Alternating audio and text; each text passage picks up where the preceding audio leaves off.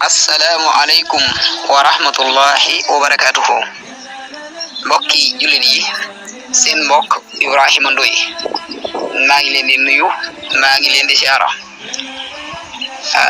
di leen baalu xaq, di leen baal, di ñaan ci yàlla sunu borom tabaraka wa taala mu boole ñu jéggal, di ko ñaan mu nangul ñu.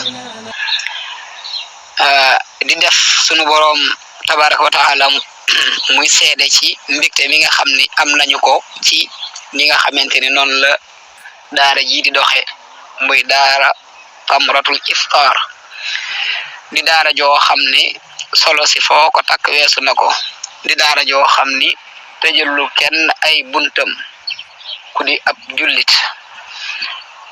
Képp ku di ab jullit te lu baax ñor la, rawatina lu jëm ci diine islam, daara ji itteel na la te itam ubbil na la ay buntam.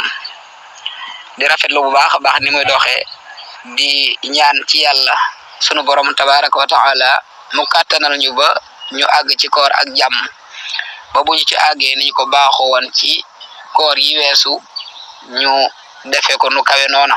yàlla mën na ko, yàlla na ko def.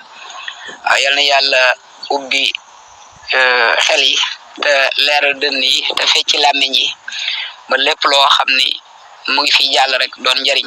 ñi tàllal ñëpp loxo, muy góor muy jigéen, képp koo xam ne jullit nga te lu baax doon sa itte, ñu ngi lay tàllal loxo di la dalal jàmm, di wax ni daara ji tëjulul kenn ay buntam, ñëpp ci bokk yam. ku di ab jullit ak fu mu mën a nekke jullit mi ngi ci biir daara ji di Tamratul Iftar. ñi ngi siyaare ñëpp, di jéggalu ñëpp. wasalaamu aleykum wa rahmatullahi wa barakatuh.